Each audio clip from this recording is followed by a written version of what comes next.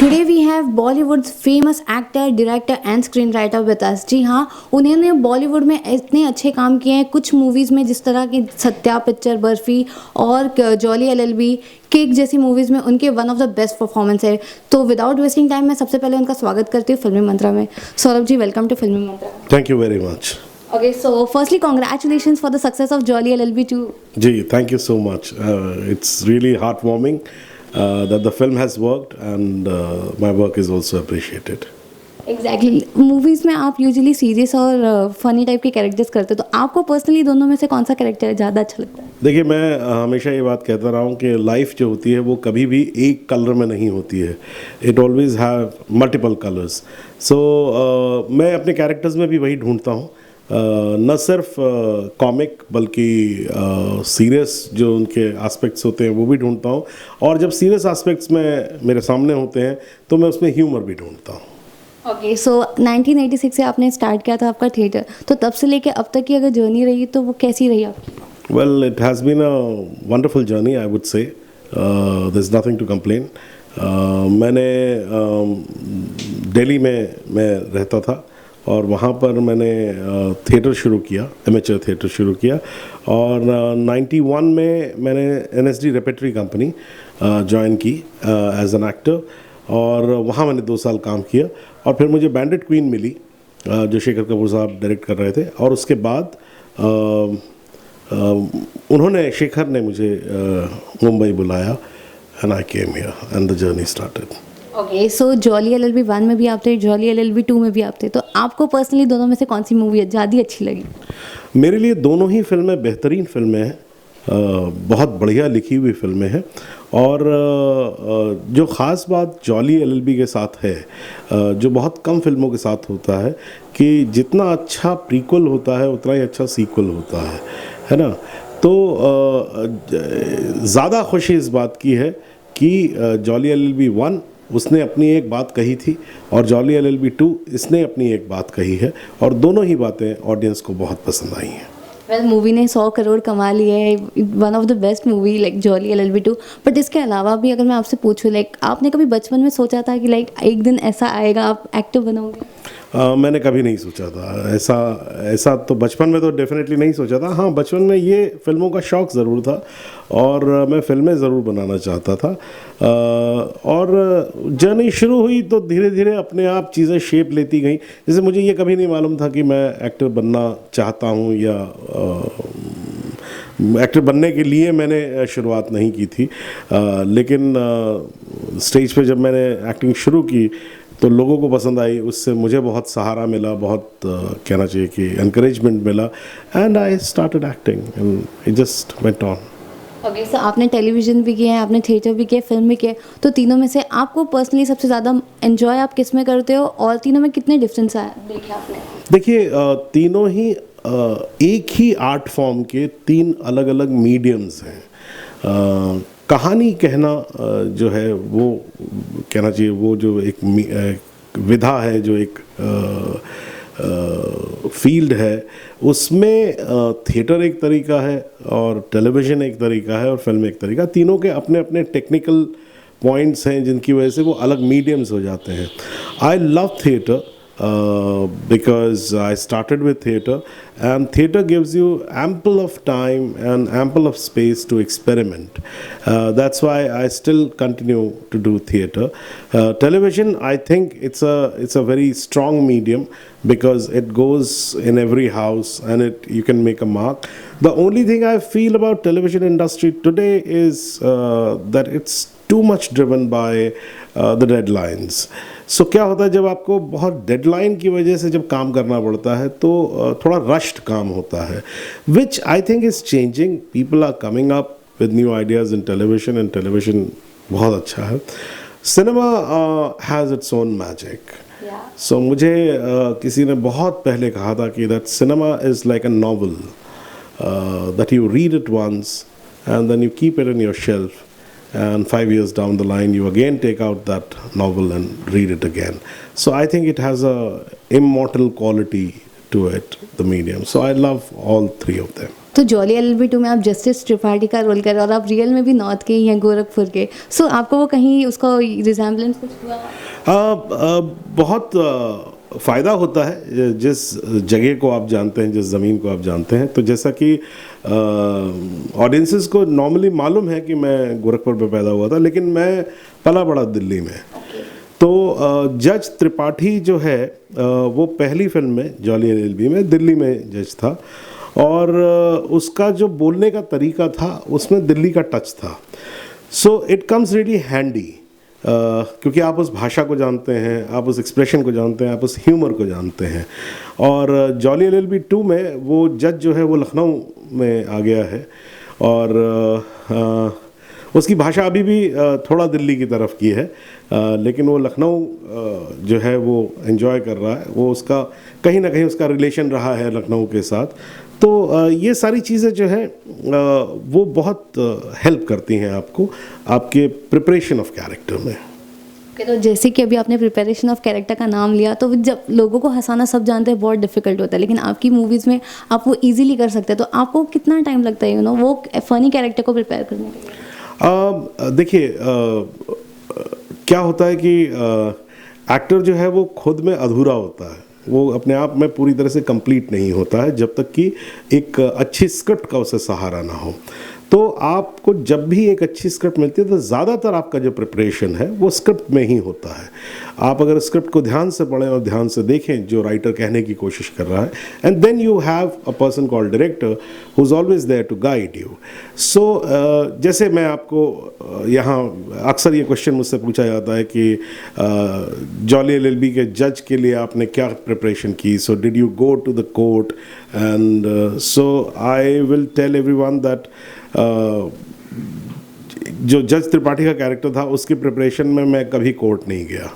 नहीं, मैं कभी कोर्ट नहीं गया, और कोर्ट का मुझे ज़्यादा अंदाज़ा नहीं है। थोड़ा मैंने उसके बारे में सुन रखा है कि और थोड़ा बेसिक लॉजिक की बात है। इसमें बहुत बड़े मददगार साबित हुए सुभाष कपूर, जो फिल्म के राइटर और डायरेक्टर हैं। उनकी बड़ी पैनी नज़र है चीज़ों को देखने की, और अपने शुरुआती दिनों में उन्होंने जर्नलिज्म किया है।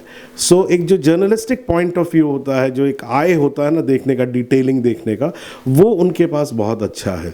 तो जॉली LLB 1 के दौरान सबसे ज़्यादा प्रिपरेशन हुई थी इस कैरेक्टर को लेके, और उस वक्त सुभाष ने मुझे बहुत सारे किस्से हिंदुस्तान की जो अलग अलग कोर्ट्स हैं उनके बारे में बताया, उस माहौल को समझाया, और फिर उसको ह्यूमन लेवल पर लेके मैंने उसको समझने की कोशिश की, and that was the main preparation. हाँ, सो मतलब कभी कभी लोगों को लगता है कि प्रिपरेशन का मतलब होता है कि आप एक्चुअली जाके वैसा ही करने लगते हैं। तो जैसे फॉर एग्जांपल सत्या भी जब बनी थी तो लोगों ने पूछा कि भाई आप लोग क्या सत्या में आप लोग क्या गैंगस्टर्स के पास गए और ऐसा। मैं आज तक किसी गैंगस्टर से मिला नहीं हूँ। So it's not that. हाँ, लेकिन क्या होता है ये एक्टर इस चीज़ से होके आराम से निकल सकता है, लेकिन जो राइटर डायरेक्टर होता है उसको उसका जो कहना चाहिए, जो उसका ऑब्जर्वेशन होता है और जो उसकी जो स्टडी होती है वो उसको बहुत अच्छे से करनी पड़ती है, जिसमें उसको वो सारी चीज़ें देखनी पड़ती हैं। लेकिन जो भी मूवी आती है, जैसे जॉली LLB 1 में आपने कहा कि वो दिल्ली का टच था, इसमें वो लखनऊ का टच है, तो वो जो एक्सेंट और वो जो पकड़ना पड़ता है उस चीज़ के लिए आपको कितना टाइम लगता है? हाँ, जैसा मैंने आपको कहा, जॉली LLB के अगर हम रेफरेंस में बात करेंगे तो जज त्रिपाठी का अगर हम बात करें तो वो वही कैरेक्टर है जो दिल्ली से यहाँ लखनऊ आया है, तो उसकी भाषा में, उसकी लैंग्वेज में वही टच है जो पहली फिल्म में था। लेकिन जब हम दूसरे कैरेक्टर्स करते हैं सो आपको फिर उसमें स्टडी करना पड़ता है कि वहाँ के लोग किस तरह की लैंग्वेज बोलते हैं। जैसे कि फॉर एग्जांपल बैंडिट क्वीन में जो लैंग्वेज बोली गई थी वो धौलपुर और उसके आसपास की लैंग्वेज है, जो कहना चाहिए कि राजस्थान, यूपी के बॉर्डर पे जो जगह है, और मध्य प्रदेश का जो वो एक कमाल की जगह है जहाँ 3 स्टेट के बॉर्डर्स मिलते हैं, तो वहाँ किस तरह की भाषा वो लोग इस्तेमाल करते हैं उसका थोड़ा स्टडी तो आपको करना ही पड़ता है। उसके लिए भी आप वहाँ गए नहीं थे? नहीं, बैंडिट क्वीन के दौरान मैं कुछ फिल्म की शूटिंग से 15 दिन पहले वहाँ गया था, और फिर वहाँ पर जनरली आप रहने लगते हैं, लोगों से बात करने लगते हैं, तो आपको एक टोनल क्वालिटी वहाँ पता लग जाती है। ओके, सो आप अभी डायरेक्टर रह चुके हैं, स्क्रीन राइटर, एक्टर, तो आपको तीनों में से सबसे ज़्यादा कौन सा आप एंजॉय करते हो? मैंने इस सवाल को कई बार अलग अलग तरीके से इसका जवाब दिया है, but if I try and explain it more, देखिए तीनों ही अपने आप में बहुत कमाल के काम हैं, और कोई भी काम आप जब करते हैं, जब आप उसका जब आप पिनिकल पे पहुंचते हैं, उसके एंड रिज़ल्ट पे पहुंचते हैं, तो अगर आपका काम सक्सेसफुल होता है तो जो आपको खुशी मिलती है वो हर एक काम में मिलती है, तो चाहे वो राइटिंग हो, चाहे वो डायरेक्शन हो, चाहे वो एक्टिंग हो। The idea is, it's not about what you like more, the idea is whatever you are doing, are you enjoying it enough? So I try and enjoy whatever I do. That's nice. तो अगर हम बात करें cinema की, तो पहले के दशक के सिनेमा अलग थे, अब थोड़े चेंज हो गए हैं, तो आपको क्या क्या लगता है, इस पे क्या कहना चाहोगे? It's very natural, because cinema or any form of art is a reflection of society, जिसमें society reflect करती है। तो जैसा सोसाइटी में चेंज आ रहा है वैसा ही सिनेमा में, तो इसका छोटा सा आपको मैं एग्जांपल के तौर पे कहूँगा कि जब आप पुरानी फिल्में देखते थे, जिसको अब जब यंग जनरेशन देखती है तो वो कहती है स्लो है। अगर वो कहती है स्लो है तो उसका रीज़न ये नहीं कि फिल्में स्लो थी, उसका रीज़न सिर्फ इतना है कि पहले लाइफस्टाइल जो था वो इतना फास्ट पेस्ड नहीं था, मल्टीटास्किंग इतनी ज़्यादा नहीं थी। अब चूँकि ऑडियंस का लाइफ स्टाइल जो है वो बहुत पेसी है, बहुत ज़्यादा मल्टीटास्किंग है, आप एक बार में 4 से 5 काम एक साथ कर रहे होते हैं। आपका फ़ोन भी जो है, जो पहले सिर्फ एक टेलीफोन हुआ करता था जिससे आप बात करते थे, अब आप उस पर 50 चीज़ें करते हैं, उसके ऊपर आप उस पर बात भी करते हैं, आप ईमेल भी चेक करते हैं, आप SMS भी करते हैं, आप MMS भी करते हैं, आप वीडियो भी अपलोड करते हैं, वीडियो देखते भी हैं। So it is like you're multitasking in everything. Now because of multitasking, जो नेचर है इंसान का, वो उसका अटेंशन स्पैन भी छोटा होता जाता है। तो इसलिए अगर आप देखेंगे कि आजकल की फिल्में जो पेसी, जो जिसको कहते हैं ना कि भाई आजकल की फिल्मों का पेस जो है वो अच्छा है ना, और पुरानी फिल्मों का पेस जो था वो स्लो था। It is because of the lifestyle. जैसे कि मैं यहाँ पर दर्शकों को ये बात याद दिलाना चाहूँगा कि जस्ट इमेजिन आज की फिल्में जो हैं, आज से 50 साल बाद का जब बच्चा देख रहा होगा तो वो यही कह रहा होगा कि उस ज़माने में बड़ा स्लो होता था, क्योंकि अब हम 5 चीज़ें मल्टीटास्किंग करते हैं, हो सकता है उस वक्त तो 5000 चीज़ें मल्टीटास्किंग कर रहा हो। So it's a natural process and it just keeps reflecting the state of mind of the society. Okay, so coming back again on jolly, आपको जॉली के लिए जब भी आपने प्रिपरेशन तो नहीं की, कहीं गए नहीं, लेकिन यूजुअली अगर कोई आर्टिस्ट लाइक अक्षय कुमार जी हुए, नहीं तो जो अनु कपूर जी हुए, उनके साथ आपने जो सेट पे वक्त बिताया वो किस तरह के थे? हाँ, ये एक चीज़ मैं यहाँ पर करेक्शन कर देना चाहूँगा कि व्हेन आई से कि मैंने उसका it is not that I have not done the preparation. Okay. It is not that. The idea of preparation what people usually have is different. जैसे फॉर एग्जांपल ऐसा नहीं है कि इस जॉली में फिल्म की शुरुआत से पहले हम लोग कभी मिले नहीं है, कभी डिस्कशन नहीं हुआ। कम से कम नहीं तो 10 से 12 बार मैंने खुद ये स्क्रिप्ट जो है वो सुभाष कपूर के मुंह से सुनी है। उन्होंने 10 से 12 बार मुझे वो पूरी फिल्म पढ़ पढ़ के सुनाई है। फिर उसके बाद उन्होंने एक वर्कशॉप की थी जिसमें अक्षय कुमार भी थे और अनु कपूर साहब भी आए, मैं भी था, और जो जितने भी लोग इस फिल्म के अंदर थे, ज़्यादातर लोग उस वर्कशॉप में आए। वो वर्कशॉप कुछ 3 से 4 दिन की वर्कशॉप थी। उस वर्कशॉप का मकसद जो था वो एक तो ये था कि लोग एक दूसरे को जान लें, एक कहना चाहिए कि एक कंफर्ट लेवल जो है वो आ जाए, और साथ ही साथ जब आप पूरे ग्रुप के साथ उसी कहानी को पढ़ते हैं तो आपकी समझ में इजाफा होता है, क्योंकि हर आदमी जो है अपना कुछ पॉइंट उसमें बोलता है। So first thing is that it's not that we do not prepare, we prepare a lot, and I think there is a huge preparation for this film. Otherwise, to achieve this is not possible if you do not prepare. So, क्या है, लोग अक्सर जैसे मुझे लोग ये कहते हैं कि आप बहुत नेचुरल हैं, ठीक है, मैं बहुत ज़्यादा रिहर्सल नहीं करता, लेकिन इसका मतलब ये नहीं है कि मैं इसको प्रिपेयर नहीं कर रहा होता। जिस दिन से मुझे पता लगता है कि ये रोल मुझे करना है, तो भले ही मैं उसको फिजिकली प्रिपेयर ना कर रहा हूँ, बट मेंटली मैं उसको हर वक्त प्रिपेयर कर रहा होता हूँ। और यही चीज़ आप अपने एक्टर्स के साथ भी करते, को एक्टर्स के साथ भी करते हैं। तो जिस तरह जॉली का मैसेज देता है कि कई सारे अभी तक इंडियन कोर्ट्स में केसेस अब तक पेंडिंग हैं जो सुनाया नहीं, ये एंड का जो मैसेज आता है, तो आपको उससे क्या मतलब लोगों को क्या पहुंचाना चाहते हैं? देखिए, मुझे जॉली LLB 2 जो है और जॉली LLB 1 भी और जॉली LLB 2 ख़ास तौर से बहुत ज़्यादा कमाल की फिल्म इसलिए भी लगती है क्योंकि उसके 2-3 पॉइंट्स हैं कि ये फिल्म न सिर्फ एक एंटरटेनिंग फिल्म है, बल्कि ये आपको आपके समय के बारे में, आपके अपने वक्त के बारे में ये कुछ कहती है। आपकी प्रॉब्लम्स, आपका नज़रिया चीज़ों को लेकर, इन सब के बारे में वो बात करती है। और बहुत सारी इन्फॉर्मेशन इसमें ऐसी जो बहुत एजुकेटिव है। जैसे फॉर एग्ज़ाम्पल, मुझे पहली बार पता लगा कि भाई सुप्रीम कोर्ट जो है वो रात को 3 बजे तक भी काम कर चुकी है जी, बाकायदा रात को। और ये बात वो कहता भी है कि भाई आजकल तो रात को 3-3 बजे तक सुप्रीम कोर्ट काम करती है, थोड़ा हम भी सीख लेंगे तो क्या फ़र्क पड़ जाएगा। Now this is an information. So if not an actor, director और स्क्रीन राइटर, तो आज आपका अल्टरनेटिव करियर कौन सा होता? मेरा अल्टरनेटिव करियर क्या होता आपको कभी नहीं पता लगेगा, क्योंकि अगर मैं कभी ये नहीं होता तो ये सवाल भी आप मुझसे नहीं पूछ रही होती।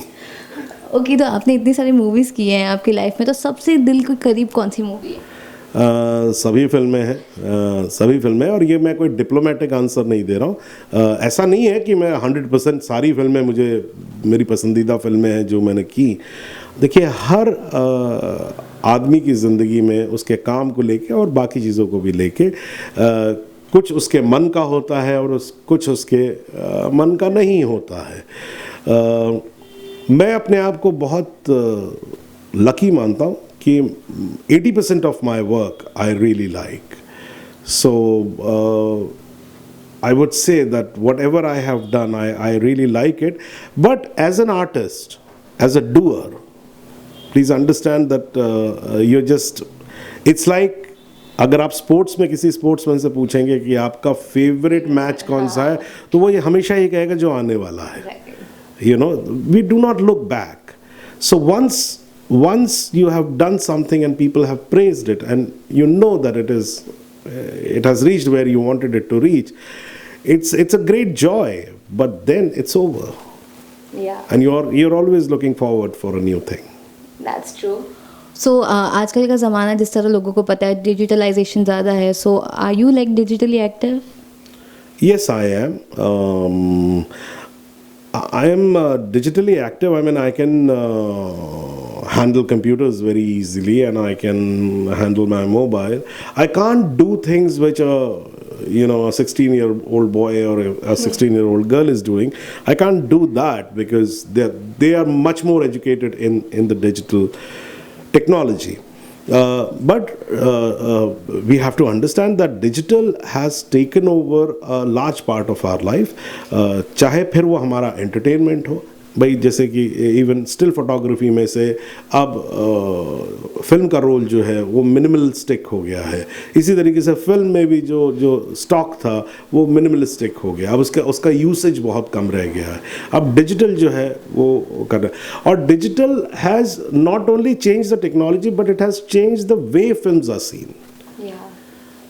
सो डिजिटल हैज़ ओपनड अप, जैसे कि डिजिटल में क्या हुआ, स्क्रीन्स छोटी होती गई। अच्छा, बड़ा स्क्रीन जो है वो आपको होल्ड ज़्यादा करता है क्योंकि it's a larger than life image. छोटा स्क्रीन जो है वो आपको होल्ड ज़्यादा नहीं करता है। तो इसलिए आप देखेंगे कि अब एक नए तरीके का एंटरटेनमेंट आ गया है। अब 15-15 मिनट की फिल्में भी लोग बनाने लगे हैं, 5-5 मिनट की भी बनाने लगे हैं, 2-2 मिनट की भी बनाने लगे हैं. So what digital has done, it has not only changed the technology but also the way you look at this art. It is changing that. That's true. Then coming again on your projects. So what are your upcoming projects now? Okay, so after Jolly LLB 2, you will see me in Jagga Jasoos, which is a really one of the most awaited films, and I'm very happy to be a part of that film also. I mean, very clearly in my second round of my कहना चाहिए कि जब मैं revive हुआ था 2011 में और 12 के आसपास, तब 2 फिल्में थी जिन्होंने बहुत कुछ मुझे दिया. उसमें से एक फिल्म थी बर्फ़ी और दूसरी फिल्म थी जॉली LLB. और ये साल मुझे मेरे लिए बहुत कहना चाहिए कि it's like a dream, because इस साल मैंने जॉली LLB 2 की है और उसी वक्त में जग्गा जासूस जो है, which is not the sequel of Barfi but it is similar team. So Anurag Basu is there and Ranbir Kapoor is there. I am back in the team and I am very very happy.